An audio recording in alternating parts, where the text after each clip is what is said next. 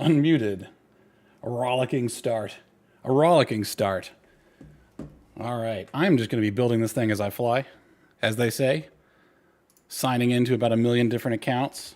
I had to wipe my computer this morning because a registry problem. Let that be a PSA to everybody.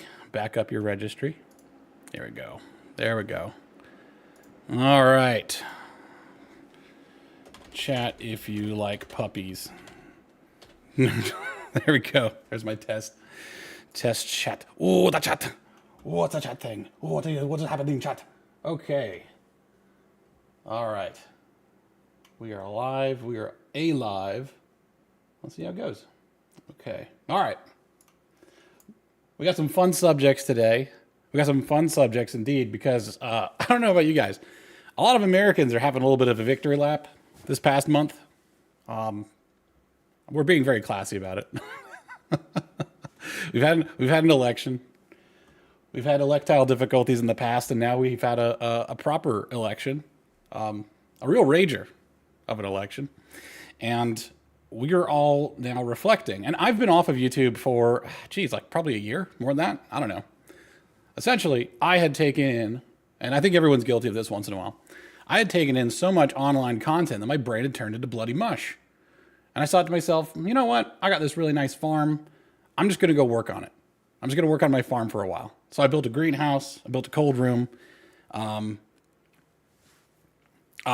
built a bunch of fences, fixed some chicken coops, that sort of stuff. You know, do IRL things, as they say, doing stuff in the real world. It's nice. And I got to think about who I am, who we are as a nation, America. And it's been pretty fun because I've realized why we're so different from Europe. The American experience is completely different from Europe for a couple of reasons. Sorry, just checking my audio. But first, before I really get into it, I'm going to mute myself and see if I can play this media here. I'm installing everything from scratch. I had to do a factory reset. Luckily, it kept all my files. Oh, well, I am like scrambling because I had 2 hours to prepare for this. I started at noon, right? It's 2 p.m. in my time right now. And I started at noon to okay, I'm going to sit down. I'm going to get all my thoughts together. I'm going to be real prepared. And my desktop doesn't showing up. And I was like, well, that's weird. So I Control-Alt-Delete and I do run new task as you do, right? And I cannot get Explorer to start. So I can't navigate my files. I can't bring up any settings at all. Like Windows is properly hosed. The registry is hosed. I can't launch anything. And I was like, okay, I could still launch the Brave program. I could still get access to all of my stuff that's online. That's great. But then I find that my microphone, my audio stuff is part of the settings that won't launch. So I had to just factory reset, and I've been just installing everything. It's kind of nice, to be honest. Allow a minute. All right, fine, whatever. VLC, I trust you. I'm going to trust you, VLC. All right, see if I can launch the song while I continue getting my S together. Come on. Yeah, I just said. Yeah, VLC. I just said that. There we go. All right. Let's see what the noise levels on this are. So, yeah, it's a little bit too loud. Let's bring this down. Building it as I fly. Building it as I fly. Okay. I'm checking the audio level, so you can't hear it yet. You can't hear it yet, but it is. Okay. All right. I think I'll turn it down a little bit more. All right, that looks acceptable. All right, enjoy this while I continue getting my S together. This is a song that I wrote, and I have the chords and everything for it. But I tuck into AI. Like, I haven't played music in 20 years, right? So I was a kid. My dad's Asian. My dad's full-on Indonesian, Chinese. Ethnically, we're Chinese, so I don't know. I kind of like being Chinese more than Indonesian. And I was a musician. I was a classical guitarist. I played classical gas. I started a guitar quartet. We competed. It was a lot of fun. I really enjoyed music. I liked writing music. And then my Asian dad was just like, yeah, you're going to not do that anymore. He was like, let your dreams be dreams. Don't do it. And there goes my music career. And he says, oh, okay, you got to do what I've trained you to do. Since you were 8 years old, I was training you to be an accountant. So you're going to do that. And I says, Dad, the numbers are so boring. I want to at least build something. So I talked him into letting me be an engineer. I joined some engineering clubs just to make sure I could hack it. My grades in physics weren't great, but that's because high school sucks. By the way, if your grades are bad in high school, it's a good chance it is your teacher's fault. Try revisiting some of the stuff later in life, and it's so much easier. I mean, you're better off just learning off of YouTube, man. Anyways, so music career on hiatus or dead. It's just straight up dead. You know, Raisin in the Sun, all that good stuff. I think my dad made a good choice. Okay, music career would have sucked. I've almost got this house paid off. I'm not even it'll be before I'm 40, which means I have my whole life ahead of me to do whatever I want. So I'll do my music career later on. But I wrote this song, FEMA Ain't Coming.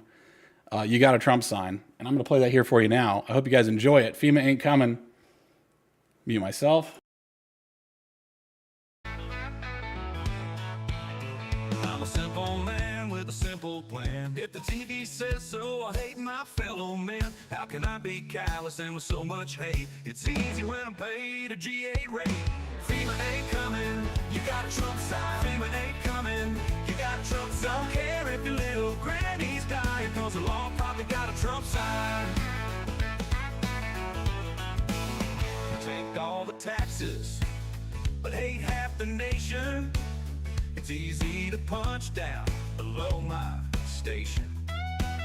You know we got your ass if taxes due, and no, you can't go on a heli rescue. FEMA ain't coming, you got a Trump sign. FEMA ain't coming, you got a Trump sign. Don't care if your little granny's dying, because the law probably got a Trump sign. We take all the taxes, but hate half the nation. It's easy to punch down below my station. You know we got your ass if taxes due, and no, you can't go on a heli rescue. FEMA ain't coming, you got a Trump sign. FEMA ain't coming, you got a Trump sign. Pay 10 men to pass a law, get a line, but not at your house. You got a Trump sign.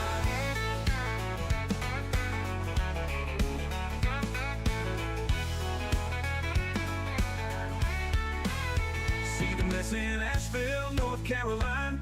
We know this ain't the very first time. You can ask the people in East Palestine, but in April they'd better pay the IRS on time.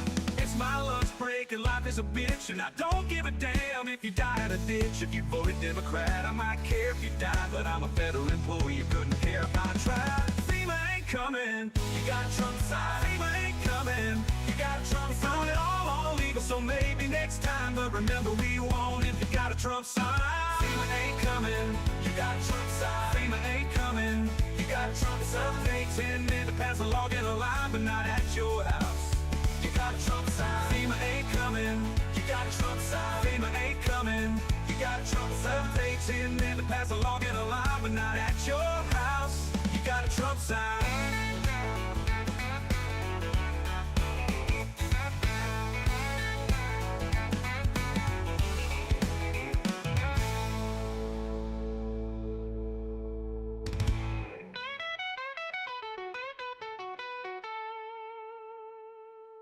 All right, FEMA ain't coming.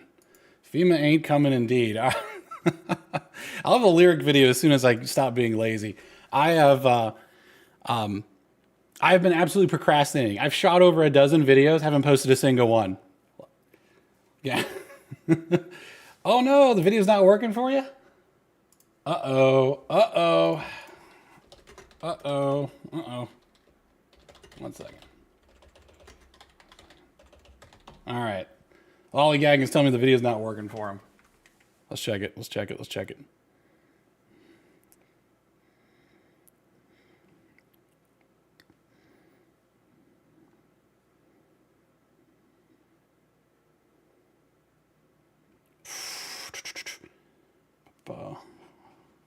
Now it's working. Oh, okay.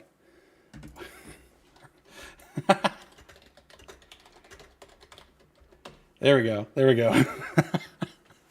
Okay, hopefully you can hear this. Let me know if you can hear me saying this right now. All right. I don't know. The YouTube machine that I just stuff my media into, I just hope that it doesn't come out in a different form than what I put it in. I noticed on other streams like Nerdrotic stream, StreamYards is screwing up their audio, and it has completely crashed a couple of times. And it's really just speaks to the fact that we're becoming less competent as a species. Please let me know. Okay. All right. All right. Thanks, bruv. Okay. Yes. Welcome to the Parasocial Sunday Funday Power Hour Plus. Why is it plus? Because it's plus you. This is a parasocial relationship. We're friends, of course. I try not to be so cynical, but it's kind of a funny thing. You do get a parasocial relationship. You want to hang out, especially when YouTubers do real hangouts. And I think that's kind of part of the fun of it. I'm trying to remember who it was, but speaking of Nerdrotic, he mentioned that, I think it was Orson Welles, was asked in his last interview, what is going to be the future of media? And Orson Welles, like this is way back, probably the 80s or whenever he died, he said interactivity. And that's exactly what it is. Like you could go out and see people, you can meet people, you can talk to people, you can chat with people, you could be part of it, and you affect the outcome, right? Like I've sent super chats or left chats that have like changed the minds, added a bit of perspective. Maybe change the minds was a bit too strong, but change the perspective of some of the people that I view, who then go on and have like millions of subscribers. It's really cool. It's really cool. I did not used to make time for the interactivity. And I think that's one of the reasons why stuff doesn't take off, which I didn't really want it to take off. I do this channel mostly as a form of catharsis. Am I crazy? Because I felt like I was going crazy. I started a lot of this YouTube stuff, as most people did, during COVID. And the insanity, like adding my insanity to the sea of insanity out there is very counterproductive. And I thought, you know what, I'm just going to take a hiatus for a couple of years. And I think I've changed my mind on almost everything, almost every belief I've had. And I think I can change your mind too. I'm interested in sharing my perspective and seeing what you guys think. Because one of the things I realized is I'm not actually a conservative. And I don't think America is actually, it's not a conservative as a big C. We like the stuff that we conserve in America is usually values. But remember, our nation was started by people who left everything behind. They left their home, their ancestral homes of thousands of years. They left those homes and came to a complete blank slate, or to essentially as a foreign nation. Like my dad came to the United States from Indonesia. It's a foreign country to him, and he had to integrate. He had to pretty much leave behind a lot of the way he was and a lot of the things he did. Now, the good news for like Southeast Asians, like my dad, is that we can actually come from a long line of Anglo-educated people. There's the English schools in Singapore, like the nation of Singapore, the city nation. It's kind of a modern city-state. Its official language is English. It was an English colony, essentially. And it's a very wealthy stopover point. So that's where half my family is from. Well, my dad's half the family is from. And we integrated really easily. In fact, Asians who were educated by the Anglos integrate really well and do better than the native populations of a lot of the Western countries. That's not because we're trying to be bad or trying to take over or trying to replace you or anything. It's just, I don't know, we see opportunities, we take them. I get sometimes a little bit frustrated by modern Westerners because they're just really comfortable. And I can understand it. Like, stuff's fun. I didn't really have a childhood. I was just working my butt off. From the age of 8, I was working as an accountant for my dad, doing data entry. So by the time I was 18, I had 10 years of experience keeping the books for businesses, doing taxes, tax returns for people, all that stuff. And I think that's missing from the West. And people who say that they're traditional or they're conservative, I was like, I don't know. You guys like worked with your parents? I don't know if most people have had that experience where they work with their dad for hours and hours at a time, right? So when I think of conservative, I think of like Amish people. And most Americans are not that. I think what most Americans want is we want a country where we can just openly compete. Like, America loves greatness. We love greatness a lot more than we love our heritage, strangely enough. Because if you force them to make a choice, do I want to languish but still maintain my heritage, or do I want to abandon some of my heritage and then benefit from that, become a great, it's not even really about the benefits. It's just about the journey of becoming better, of self-improvement. I'm going to be dumping a little bit on the Eurocons. I call them Eurocons now. I'm dunking because it's been a fun month and I like to dunk, and they don't, and I want to kind of educate them a little bit on the differences here between the European and American mindset. And I want them to sort of leave behind some of the way they are and get the benefits of the Americans without being dissolved away in America. You know what I mean? I want them to benefit because I like the Europeans quite a bit, but some of the stuff they believe in is frustrating to me because I see that they're just kneecapping themselves and they can't get over it, right? I'll share my screen here in a second. See, there we go. I'm just going to pop in here and look up Romanian TV. All right, he's got a video on here that shows. Now, I don't know what your politics are. It's okay if you're on the other side. I feel bad for you if you're on the other side because it's probably not been an easy month for you. And I'm not going to play any audio because this guy's voice is like nails on a chalkboard. But I am going to enlarge this a bit. And I'm going to show you. There we go, move my face. Oh, there's the chat. There we go. This is a graph. I hope it's coming through all right. But this is a graph of who the Europeans would vote for in the election. All right. I thought this was really fascinating because Denmark, if you're one of the base Danes who would vote for Trump, then congratulations, you are an elite 4% of your population. 96% would vote for the Democrats. All the way down, you don't get a 50-50 until down here in the list, Slovenia. So you have Slovenia, Slovakia, Moldova, Bulgaria, sound like that Animaniacs, singing the nation's song here. Hungary, Georgia, Serbia, Russia. You have to get to the Eastern Europe. You have to get to Eastern Europe to become American in terms of political opinion, because we're split about 50-50. I mean, not necessarily, but we're split like, if we were 60-40, that would be a landslide victory. If we were 60-40, like Trump just barely got the majority vote. I don't know if you want to call it majority or popular vote, but he got more than Harris, but about 50%. So Slovenia here is about the same political opinion in terms of right and left as America does, just based on this graph, just based on this hand waving. But all the rest of Europe is pretty much California. Okay, all of the rest of Europe is basically California. And then you wonder why you wonder why the Europeans are in such a massive mess, because they have a California mindset. Okay, so I'm gonna pull that down, like that, and I want to talk about why that is. Like, what are the comparable qualities between sort of California Democrats in the United States and the Europeans? Because they're very similar. I think that the United States is not just a melting pot, it's a bit of a petri dish of different ethnicities and, genetics, memetics, all playing a role, cultures all playing a role, and they're all competing against each other. So in the Midwest, you're going to have Scots-Irish farmers, you're going to have German farmers, you're going to have English farmers, and they're all competing pretty much to out-farm each other. And you find out who is going to win based on the sort of free market competition that you get. There's a lot of ways that you can take over a small town. You can either be a best farmer in the town, right? Or you can culturally take over and just outbreed everybody. Not necessarily a good idea. I call it the Irish solution. But these different ways, you could culturally take over. Like everybody wants to, like the Italians are not a massive amount of Americans, but for like the 70s, because of movies and media about Italians, everybody wanted to be Italian. It's the craziest thing. So they get a cultural victory that way. It's a little bit like that you have all of these competing factors here. And the European influence is actually really strong in the United States university system.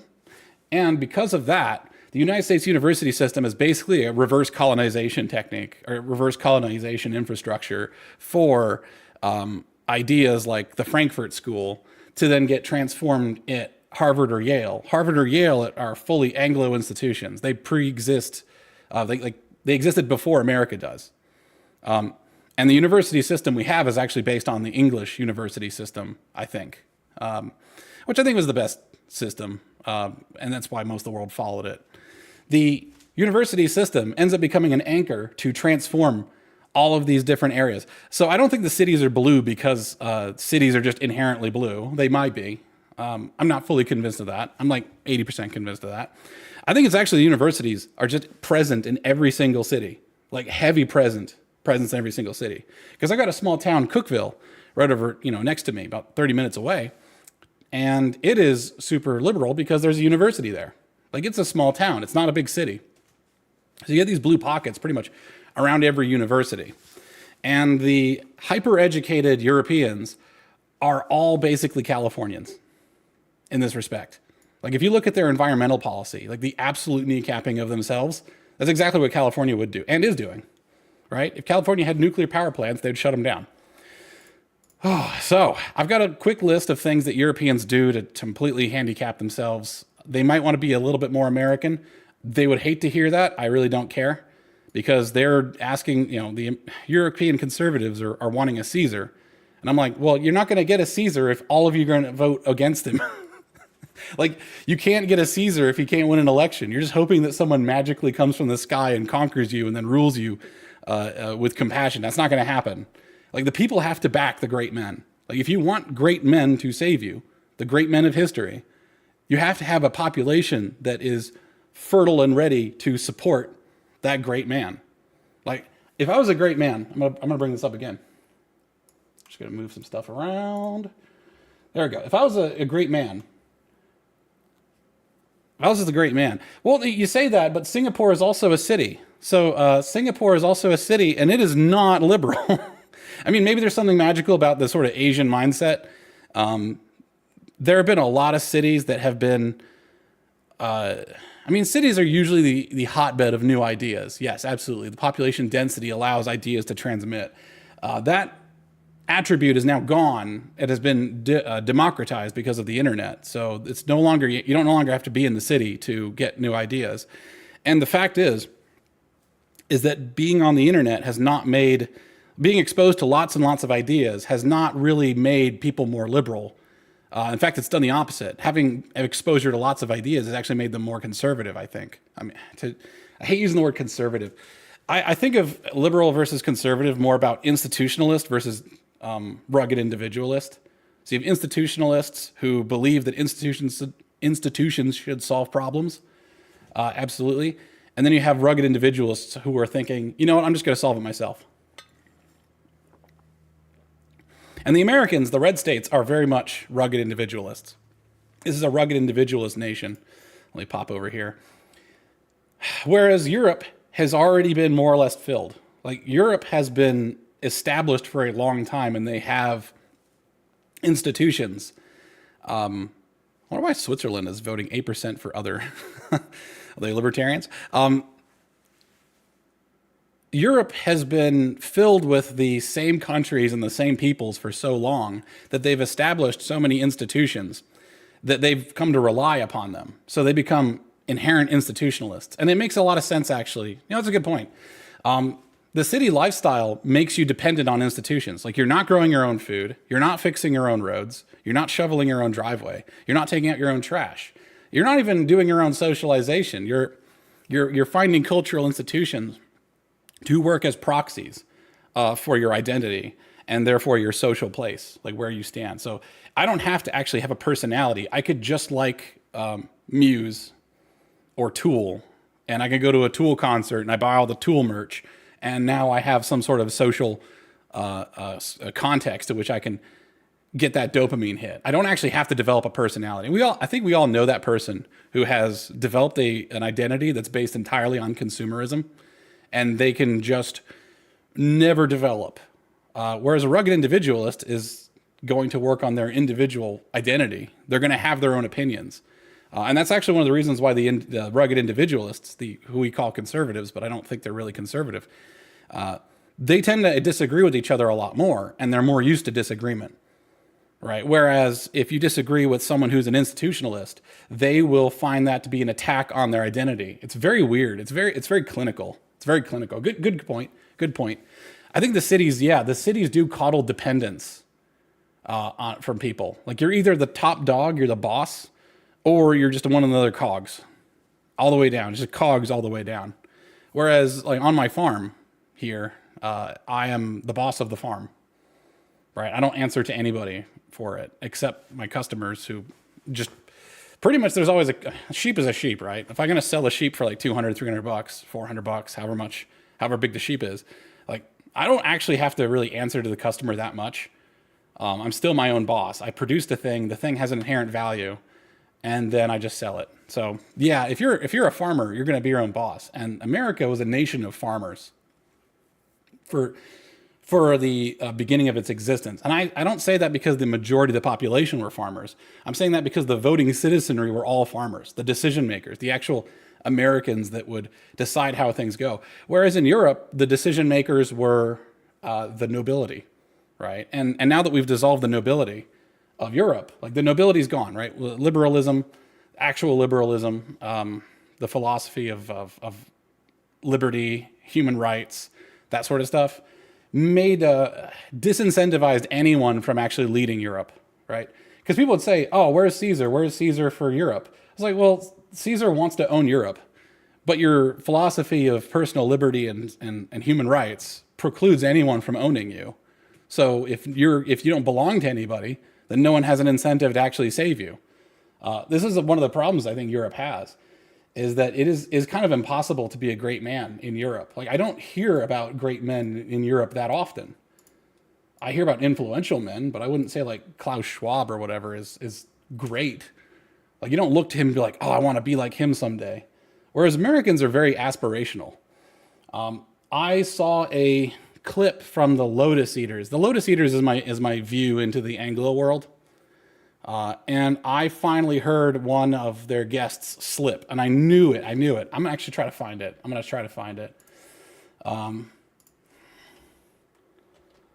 Podcast of the Lotus Eaters.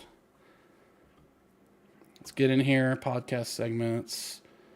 Just pop in here. I will turn the sound on as soon as I find the clip. But it was Miles Rutledge let it slip. And I should have queued this up. As I said before, my computer completely ate it. Just absolutely died. Oh, it might be this one. Absolutely died. I'm going to be talking. And I had 2 hours. I originally had 2 hours to prepare. And now I've got like almost no time. I had like 15 minutes to prepare for this. So I'm going to see if I can find it, though. Let's pop in and listen together. Trying to like psych us out because we're in 52. Here is a picture. Historical events. This is the slop video. I'm going to hate it if I can't find it. I did say it's not 500,000 people, not even close. I would say, okay, that's actually quite good. Fair enough. Let's get the transcript. It is. And then I realised, oh wait, someone had already tweeted this and they just reworded it. This is dated earlier. That's 20th of November.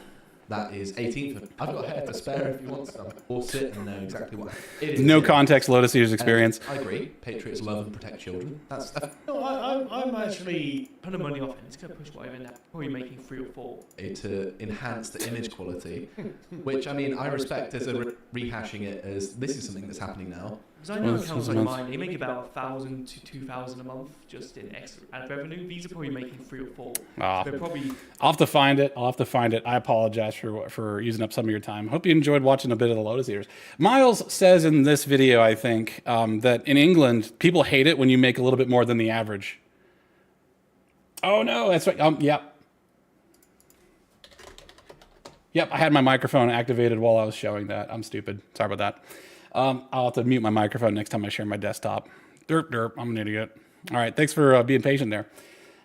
Anyways, Miles says that he gets a lot of social blowback if he makes a little bit more than the average money of an average person, right? And it kind of makes sense with this sort of Anglo factory town miner, M-I-N-E-R miner, not the M-I-N-O-R. I know this is YouTube, but no, we're not talking about that today.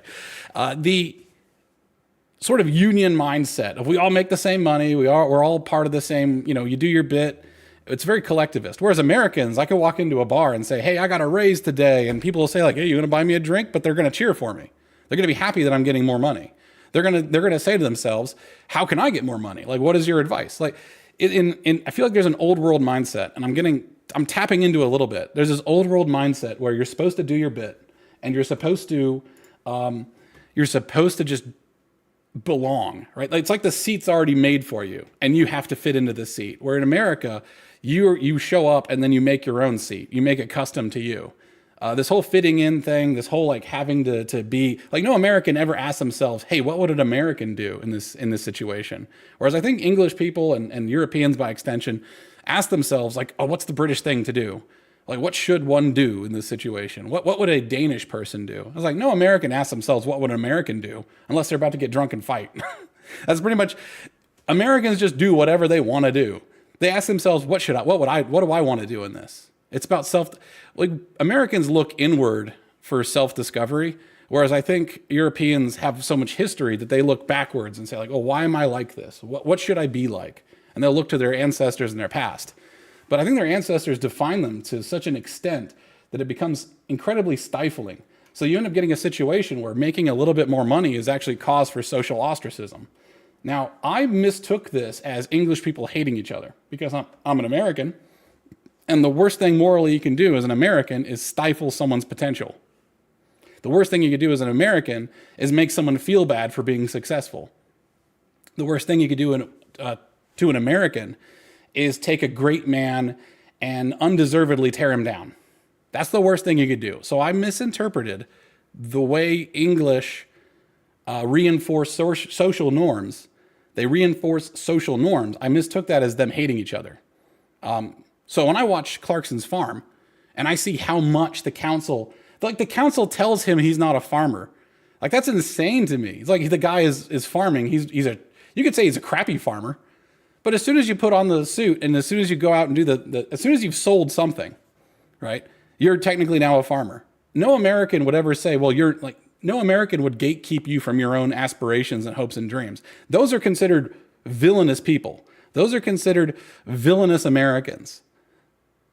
And I think the English also agree. So they're caught in this awkward place between what is social norms, what's expected of me, and how can I achieve greatness? And you see a lot of frustrated young Englishmen, I think. And there's a whole slew of videos on YouTube about people who are leaving the UK. And it's for and if you look at the reasons, they're all basically the same reason. I don't have a future here. Like the life they want me to have is a life that was made for me. And I'm frustrated that I can't make a life that's better. Men will suffer through really poor conditions if they think there's a light at the end of the tunnel. Like, they will stick with it. Like, when my dad first got to America, the man barely had any food. He didn't speak English, right? And he worked as a waiter while he was going to university, while he was paying his way through college. It was about 15 years until he owned a home that wasn't in the middle of a ghetto. He went from Kansas to Texas to LA, like living in East LA. It was in a really rough neighborhood where there were shootings. And he'd had 4 kids by then. I was kid number 4. Actually, he had all 5 kids while he was in California, right? He had all 5 kids, worked his butt off constantly. He's always working. But at the light at the end of the tunnel he was able to get a job in Maryland, buy a real house, go send his kids to a good school. And that was 15 years. That was 15 years after he'd gotten to America. So men will struggle for more than a decade. It could have been longer too. It could be 2 decades. Doesn't matter. As long as they have hope that there is a better future there. But if people think that they're being handicapped, they will lose hope. And you get this sort of dreary attitude of the Europeans. They notice that Americans are just like kind of peppy, happy, and it's kind of creepy to them. And that's the cultural difference. The cultural difference between America is because there's very little history, and I think there never will be enough history to set your expectations of what you're supposed to be. Like, the chair is not built before you are. Like, you show up and build your own chair in America, so you fit in it. It's tailored to you. It's the chair you deserve. Whereas while you're in Europe, you're expected to behave and be a certain way, and it's just very stifling. I'd say the word stifling is where it comes in. So they're unable. They're like, what great man would ever live in Europe? Like, where's the Caesar that's going to save them? Because the thing is, America is brain draining all of the world. Okay, this is another thing I don't think people really talk about that much. And it's one of the reasons why I'm in favor of migration of very high-skilled people into the United States, always, right? And I think it's really funny that you have conservatives, American conservatives, who are against the migration of high-skilled people, while Elon Musk is a South African immigrant Vivek Ramaswamy is, I think he was born here, I think, but his family's obviously from immigrant heritage. It's pretty much his whole his main help in the campaign. Some of them are either descended from or directly are immigrants that are high value. Like the United States space program is SpaceX, which is made by an immigrant. Like if you look at American history, our power grid is Serbian, our steel industry is Scottish, our electronics and radar is mix of English, and our nuclear program is, our space program is German, or our old space program, right? It seems like it's a good idea, and it's part of the American heritage that nobody seems to mind high-skilled immigrants.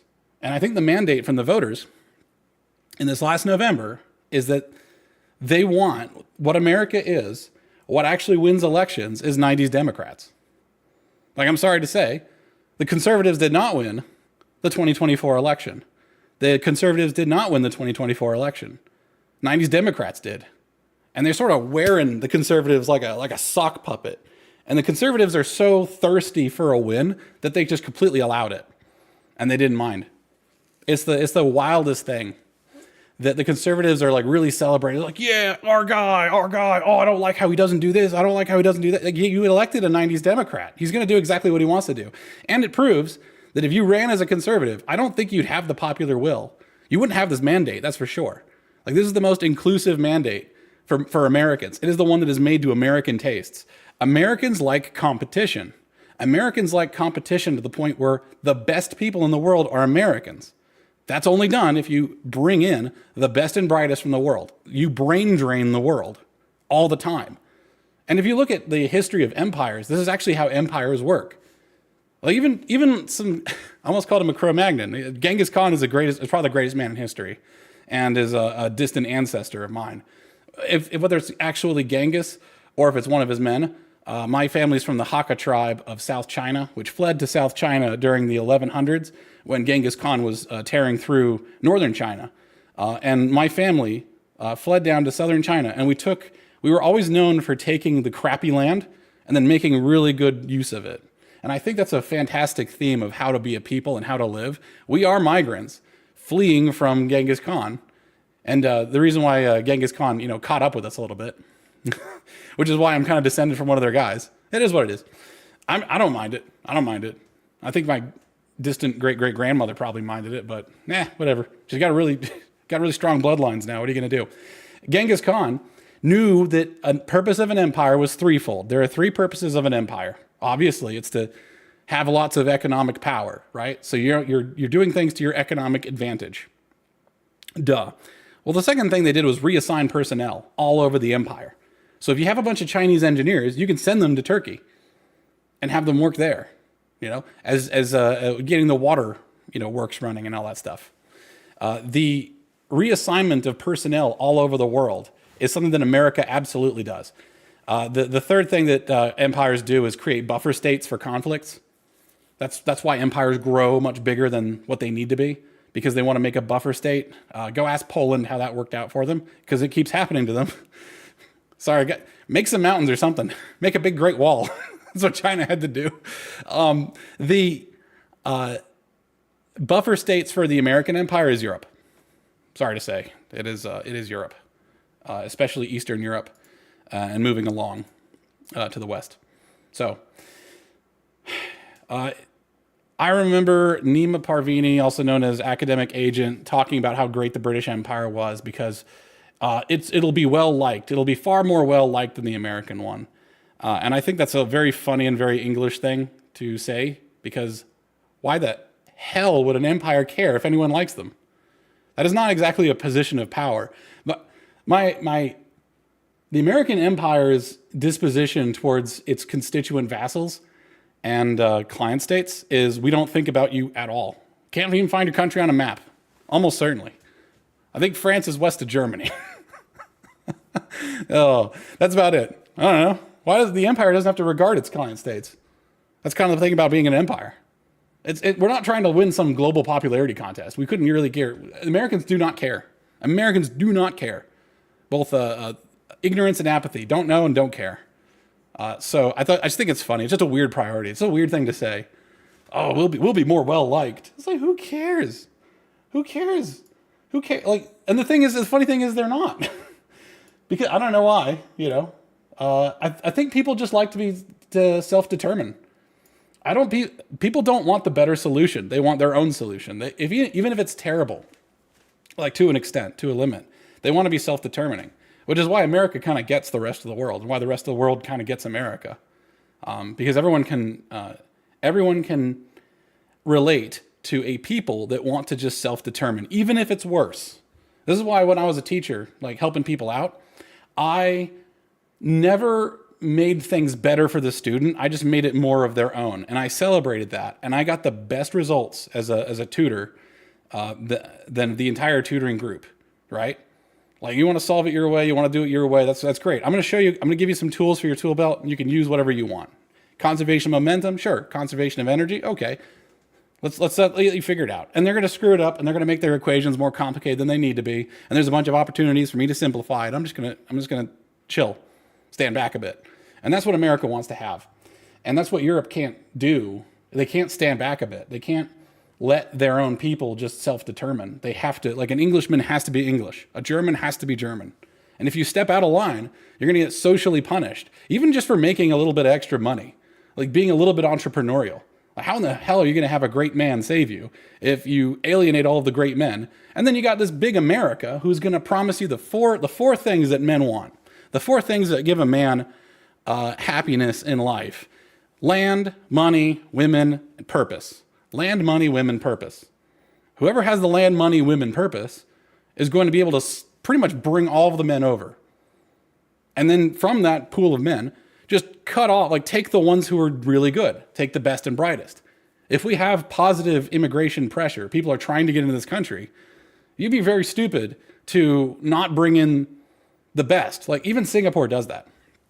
What they do is they just are intelligent about how they integrate. So they don't allow subpopulations to form. Now, how you want to manage populations, people would call that redlining. They'd get all sort of some way about it. I think it's really funny that the Europeans love to give America crap about segregation and redlining and all that. And now that they have a foreign influence, like the same way that the South had a lot of black people, now they kind of probably wish they could do redlining. Now they probably wish they could do segregation. Like, imagine what England would look like if not, like 90% of the English land, you had to be an English citizen, but also be able to trace your ancestry back 500 years in England to qualify to purchase this land. First off, housing prices would hit to the floor. Like, that little 10% of England would be really expensive because that's where all the foreigners could live. But if you're in the area of England that is like Heartland England, like call the areas Heartlands, and you would actually grow at a normal pace. But because England this is something I've noticed. Europeans love to compare themselves to America and talk down about stuff that America does. And then when the time comes when that would be a really useful technique, they can't do it because they've built a lot of their identity on being wiser than America in that regard, right? Like, they'll do it with nuclear power. They'll do it with ethnic distribution, ethnic management. I'm going to call it just immigrant management. And they'll talk themselves into a corner. Like, I've done it myself, where I've criticized someone's choices, and then when it comes time for me to make the choice and that one looks like the best option, I can't make it. Or I have to actually admit that America might have had a point, right? And I don't think Europe's pride will permit that, to say yeah, I think America has a point, or I think America's doing this better. The comparison, so this is the next point, is that comparing themselves to America has actually destroyed Europe. Because they'll talk about how much history they have, they'll talk about their metric system, they'll talk about being able to find places on maps, they'll say Americans are so this, they're so that. They're uneducated, all that stuff. I hear it a lot, and actually, it makes me really dislike Europeans for this reason. Every personal interaction I've had with a European or an English person has been the worst interaction I've had with a person, because all they can do is compare themselves to America. It gets old and it's insulting. Also, I believe in a thing called paradoxical mediocrity. It's actually kind of good to have some violent crime, because if you have zero violent crime, it means you have a population of teddy bears, which are going to get rolled over by a foreign army, right? You actually do need a population of people who are sort of your semi-literate, violent people because you need to call upon them in times of war. Like most of the soldiers in America, like the most decorated soldiers, are from Appalachia. It's not exactly like a great place. Like Appalachia is not known as being like this basket of virtuous, wonderful people. You're sort of known for like crystal meth and alcohol, definitely alcohol. But when you have a war, it's really useful to have them. It's one of the reasons why empires also need to be big and have diverse populations. Yes, I said diverse populations, is because you need to call upon some of these subcultures that are in your population when you need them. It's like a Swiss Army knife. If I want a road built, like if I want something engineered, I'll call the Anglos. If I want to have a system streamlined, I'll call the Germans. If I want to have a war fought, I'll go call the Scottish, right?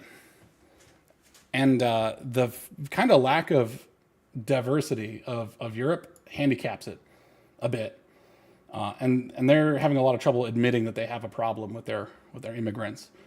Constantly comparing themselves to the United States has led to them being in a lot of trouble because they'll do what the Democrats do in America, which is whatever the conservatives want in America, Europe will be against it. So if the conservatives want nuclear power, then the Europeans will be against it. And if we see from this graph, like again, let's see if I can pop this up. Now, oh my gosh, I cannot stand V's voice, but he makes some good points. If you look at this, like if 96% of Denmark would vote for Kamala Harris, right? Okay, so 96, that is more than California. That is more, I don't know, Democrat, liberal, leftist, whatever you want to say. I say institutionalist. I think this is actually a conflict of institutionalists versus rugged individualists. You have to go all the way down to Slovenia before you hit what America is like. You have to go all the way down to Slovenia just to catch a European country that is politically as diverse, let me put it that way, politically even as the United States is. This is California. This is beyond California. This is insane. By the way, if you're Danish and you would vote for Trump, congratulations, you're part of the 4%. You're part of the 4%. That must be so frustrating to be a conservative Dane. That must be the worst thing ever. This is so maybe the Europeans would vote for Kamala because they want the United States to be weakened so they can get out from under the U.S.'s yoke. Not going to happen, guys. As I was saying before, the United States is a petri dish. It's a petri dish where genetics, mimetics, cultures, and creeds all fight. All of them are fighting for supremacy of their areas. All of them are fighting for territory. They're fighting to gain resources. They're fighting in this great Pareto distribution, right, where only the top 1 or 2% have all of the influence. Like it is a a no-holds-barred fight of ethnic groups in the United States. So yeah, that accelerates evolution. Like if you want a thing to evolve, you put it through lots of stress because that filters. That's a rapid filter. You give it some time to relax, to let it gain some mutations, to let it diversify, and then you run it through the ringer and see which breeds survive, essentially is how it goes. And this is going to filter out cultures. It doesn't really fit. I don't think that humans are genetically that different to do anything other than stochastically move them in a slight direction, right? Like you're not going to have a population who's like their genetics is their destiny. Individuals, yes, but the human brain is fairly plastic, and someone with a 120 IQ someone with a 100 IQ who is a clear thinker, had a decent childhood, is going to be a lot smarter in my opinion, than someone with a 140 IQ who is completely unbalanced and crazy. You got a lot of 140 IQers who are basically nuts and dysfunctional. Like they cannot take care of themselves. They can't run their own lives, and they have bizarre, wacky opinions that are going to get them filtered. That's just how it goes. But this lack of ideological diversity is insane. Like all of the Nordic countries are pretty much top of the line. Then there's Germany, Ireland, France. Where's England? United Kingdom, 68%, 32%, right? That is probably the most conservative country that is not Eastern European.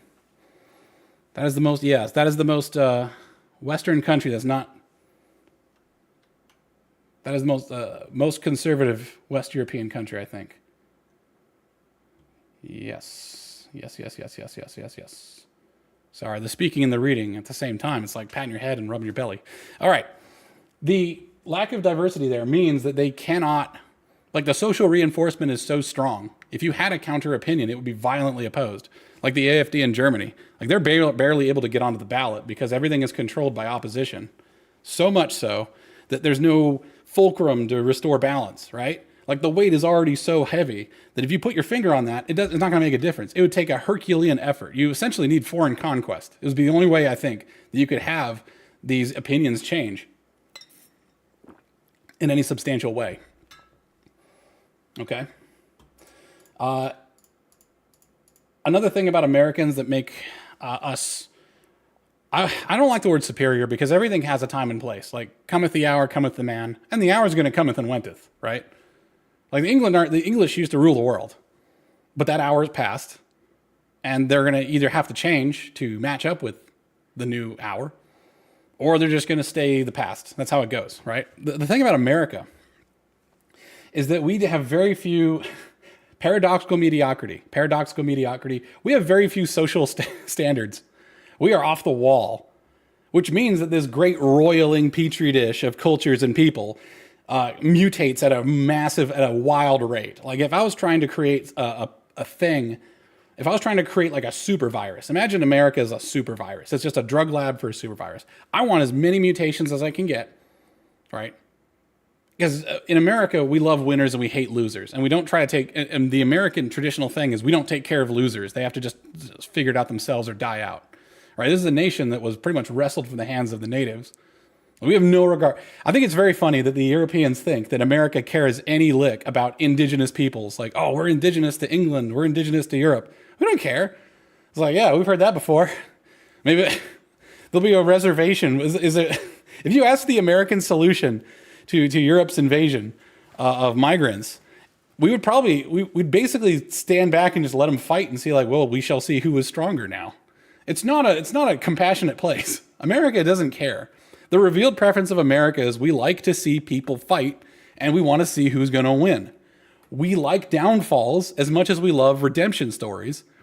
We like change. We like quality. The thing is, we just want to see the best man win. That's about it. But the thing is, the definition of the best man is the one who's going to win. So when people say like, oh, we're at such a huge disadvantage, Americans just look at that with disgust, typically. Like the revealed preference for America right now is that it's more right-leaning, and it has traditionally been that way. The post-war America is where all this European influence seeped in through the university systems and through the urbanization of America as lollygagging, which is a really funny name. I like that name.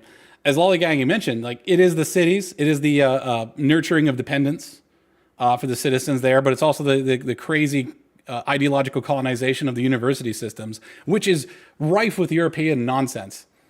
And I think the Europeans, it's funny when they say like, oh, we do things better. And I'd say like, okay, all right, I'm a Christian. I was trained to look at the fruit of the vine to determine its quality.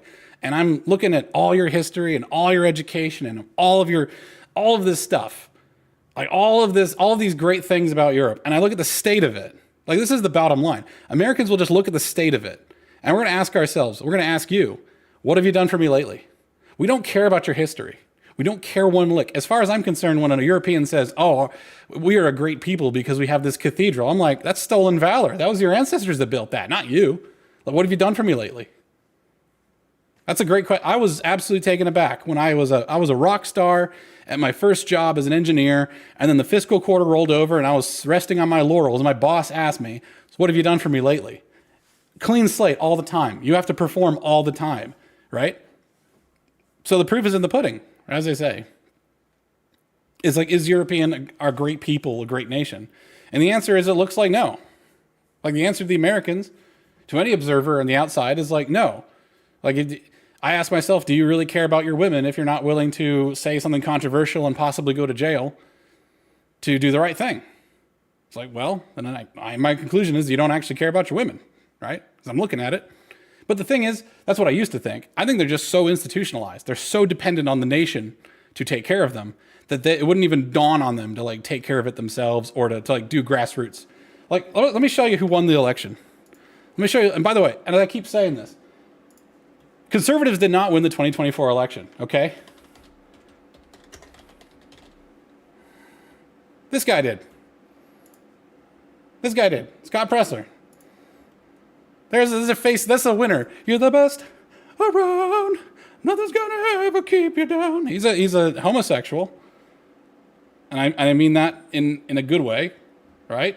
That's just a sexual preference. He doesn't make it anybody else's problem or business. It's just a fact that's floating around. He embraces it. I think he created the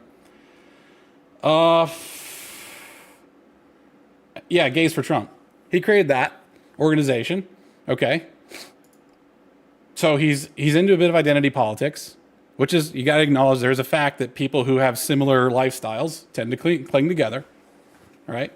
I mean, I would expect like Danish people to hang out with other Danish people, okay? And I expect, gay people, obviously that's not even including the sexual attraction aspect of it, but that's the winner of the election, okay? And I don't care, like I don't mind it. Like, you look at another winner of the election, okay? I love it. Neurotic is toxic. Here's the other. Oh, let me get his face. I'm gonna get Gary's face on here. I'm just gonna mute it. This is muted. Let's get his face talking. There we go. I'm trying to get a still that doesn't make him look crazy. This is the winner of the election. Gary won the election. Gary's the winner. Okay. He's a 90s Democrat. 90s Democrats won the election. The conservatives got sock puppeted. So you got guys like Aaron McIntyre who are like, oh, I don't know about this immigration stuff. What about population replacement? I'm saying let me get the bottom line. The revealed preference of the American people is that if we bring in a bunch of high quality migrants and you get replaced, good. Like, get good, loser. Like that. This is America. We replace populations all the time. This is just what we do. If the conservatives will say, like, I don't want affirmative action. It's like, well, if it wasn't for affirmative action, the university system would be dominated with my people, Southeast Asian immigrants. We'd be fighting it off with the Indians. The Indians from India, not the Indians from America. We'd be fighting it off with them. And everybody else would pretty much be left out. And then in about 3 generations, you're going to have a nation whose elite class is entirely Southeast Asian and Indian. And Southeast Asians make up like 2 or 3% of the U.S. population. We're basically become the nobility. Like as I was saying, like at the very beginning of the stream, I was trained from 8 years old to be an accountant. When I was 18 years old, right, I'd had 10 years of experience. And we're also willing to clean the toilet. Like it's a thing about Asian culture is we don't do this whole, oh, no job, this job is beneath me. I'm the husband. I don't clean my wife asked me to clean the bathtub and scrub the bathtub. I'm going to go do it. I mean, I'm going to forget because I'm an idiot and I do idiotic stuff.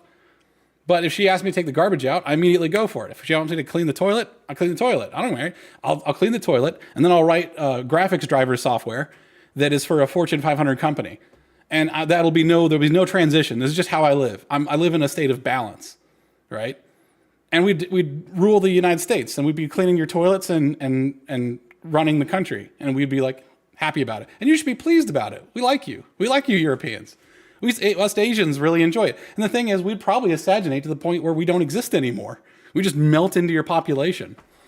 Because we also don't believe in like genetic purity or ethnic purity. We believe in ethnic and genetic optimization. If there's a better option for procreating with, we don't mind. Like Asians don't care if their culture gets wiped out. The thing is, they just carry their culture anyway because the culture is good, because it can compete, and that's why Asians, like Southeast Asians, do so well in the United States, because we're competitive. Like if I counted the number of Chinese restaurants versus the number of McDonald's, they're probably about comparable. Each one of those Chinese restaurants is just owned by a Chinese person. We show up, and our culture is just all over the place. Like one of the most popular shows right now is freaking Karate Kid. What was it? No, Cobra Kai. Sorry, which is based on Karate Kid. It's an extension of the Karate Kid cinematic universe. Asian just culture just has a certain confidence, but we really like European culture. We're not trying to replace you. The problem is that the Western people of European descent, it's like we're all on a ship, and there's a posts to be manned. And the younger generation, like the older generation, didn't pass on the knowledge to man the posts. So the posts are now unmanned, and the young Westerners are derelict in their duty by no fault of their own. And so a bunch of Asians just jumped onto the boat and started manning the posts. Like, we're not stealing stuff. We're not doing illegal stuff most of the time, right? We like cockfighting. I don't know why. I own a bunch of roosters, so actually it is kind of fun to watch, but it's a necessary evil on my farm. It's not a recreational activity. We were manning the posts, and then we get these European descended conservatives like shouting at us about Great Replacement. I'm like, yeah, I understand, dude. Like, I started a nonprofit when I was younger. I started a nonprofit company to teach basically to teach people, anybody who would come. I teach them about embedded programming, which embedded programming rules. It's awesome. You can get a lot of, like, here's an Indeed job posting. I'm just going to check Indeed. It's a bad economy. If I just type in embedded software engineer, and let's put it in like Austin, Texas, because I'm in the middle of nowhere. There's no jobs here. I work remotely. All right, there you go. Principal software engineer, Windows. You see, man, embedded engineer. I put software and you get everything under the sun. There you go, test engineer, which is like a low end of the embedded software. Low end of that. I was teaching people the skills necessary to do that, because embedded engineering is not taught in college, although it's one of the most widely used. Here's a senior engineer position. That's about 10 years of experience, right? And you're making more than me. I live in Tennessee, so I think I went on there. Like, you could look through this stuff and you could see that it's a valuable job skill. It's not taught in universities, and I was teaching it for free, and I couldn't get anyone to show up. And I was like doing outreach like crazy. It was like 3 years of me like developing kits, getting grants, visiting community centers, visiting high schools. I visited and volunteered at so many high schools that they put me on the board, like the school board, for the career and technology education department in Maryland. I couldn't get anyone to show up. Nobody cared. I was teaching skills that would get you 6 figures, easy, no college degree necessary. Just have a GitHub with all your projects. Couldn't get it happen. I'm going to keep trying. Never give up. Never give up. I really like the Americans. I like the Europeans, despite their flaws, despite how much they dislike me, apparently, and how much they don't want me to take over their country, which I don't want to do. I just want to, like, the Chinese dream isn't, like, Europeans dream of conquest. They want to put on nice uniforms and march in lines, and the traditional music is like all marching songs. Chinese people just want to open a restaurant and see their kids getting straight A's. That's like the Chinese dream. We don't need to take over anybody. We're just literally just existing, and we're blowing out the locals. I don't mean to, and we don't mean to do it. We want to help you guys out. Anyways, I think the Western conservatives are a dead ideology. 90s Democrats won. Pro high value migration Democrats won. If you have good family values, if your church is good, your church will succeed, and you will be now exposed to everything. You're going to have to fight it out. That's what America does. If you have a good idea, fight it out. But I'm going to close on this, and then I'm going to see the chat's quiet. I really appreciate Lollygagging giving me that feedback, by the way. That was really helpful, man. It's building it while I fly, while like trying to reinstall my OS has been pretty stressful, but it's been nice. It's nice catharsis. I live out in the middle of the country, in the middle of nowhere. I just do a lot of thinking. I'm bored a lot of the time, and I've got different perspectives. So I appreciate you guys supporting that just by being here. I suppose if you want to have more people see this, feel free to hit like and leave a comment. Subscribe, please, by the way. I really appreciate that. I'm going to end it on this note, okay? America doesn't believe in picking winners. We don't care if you have noble blood. We don't care if you were born here. We don't care about any of that stuff. We don't pick winners. We let the winners emerge from the miasma, from the tumult, from the fight. That's what Americans believe in. Revealed preferences with Donald Trump. They don't like it when you pick winners based on victimhood status. We don't like picking winners based on how many years you've been here. That is a loser ideology. You need to if you want your country to stay on top, you have to have conflict. You have to have competition. You have to have winners and losers. You have to have winners, just like the opening of the Tao by was it Lao Tzu or something? By declaring a winner, you have to declare a loser. By saying something is beautiful, you have to also imply there is ugliness in the world, okay? We believe in the stark contrast and the stark competition of ideas, about people, achievements. We want to see winners, and we're going to create a bottom layer class of losers. We don't believe in this equality stuff, not really, not equality of outcome, but equality of opportunity. Well, equality of opportunity means that equality of opportunity means, equality of opportunity means that everyone is on an equal playing field, which means there's no favoritism if you're a local, there's no favoritism if you're indigenous to that area. And I do believe a lot of Americans at this point are indigenous to America. It doesn't matter if your family moved there in the 1600s or if your family moved there at 1600 earlier today, okay? Equality of opportunity, we want to see the fight. And if you get replaced, then you got replaced. We don't like it when people put their finger on the scale and pick winners and losers, okay? Now, what I'm going to say right now is going to be very scary to a lot of Europeans because the globalism Pandora's box is open.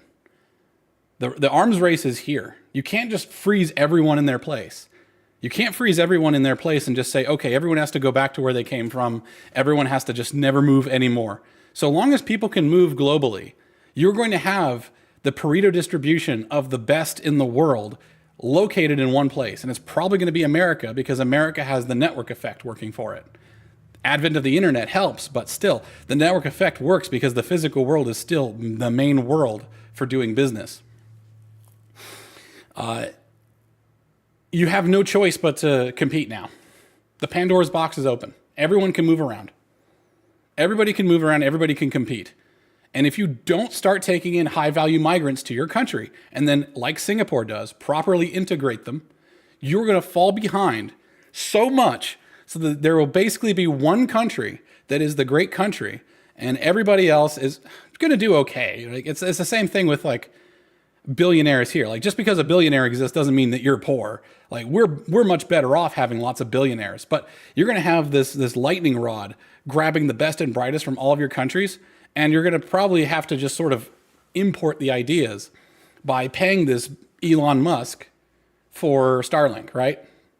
Like South Africans are paying a South African for internet who doesn't live in South Africa. That's just pretty much how it's going to be. Pray that everything stays peaceful and that the tools are distributed. But just know that America is pretty much taken it, and it's going to be like the X platform, the network effect of American innovation. It's going to keep attracting tons and tons of people. You might be able to get some pockets, like China tries. I looked at jobs in Europe, and I was like, I could work as an engineer making the equivalent of $80,000, but being taxed to high heaven, and I'd have to live in a shoebox. I was like, I'm not doing that. I was actually open to living in Germany. I think it's a pretty cool language, pretty cool people, pretty cool culture. But what I saw in the job listing was I'm not welcome there. You know, the compensation is not where it needs to be to even make it feasible, let alone attractive. So there are certain things you have to leave behind in life. Your heritage, your home. Like the hero's journey means that the hero's journey involves leaving home, leaving the familiar, and letting yourself be transformed and being the leader in your own transformation so that you can achieve some goal. And I hope the Europeans gain the courage and the wherewithal to change, because right now, I don't see any great man coming. They're going to get, what I'm seeing here is that you guys will pretty much elect Kamala Harris. Right now, the media machine is making Kamala Harris still look good, I guess, but they're turning on her, right? And this isn't even a graph of who they'd vote for, right? This is actually just a graph of how suggestible are you by mass media and credentials. All right. In America, by the way, we don't do the credential crap. I have no idea where Donald Trump went to university, and if he didn't go to university, no, I don't think anyone would care. Like the credentialism is a subset of the institutionalists. And right now what I'm seeing is that you guys need credentialed experts to tell you what to think. I suggest you become more rugged individualists, but you're going to be less of who you are and more of some new person if you do that. All right, guys, I'm going to take my wife out for sushi now. You guys treat yourself well, okay? Appreciate your time coming in here and watching. It's nice to talk about. Hope it gives you something to think about. Have a wonderful day and stay warm and stay safe. Like, comment, subscribe. Peace.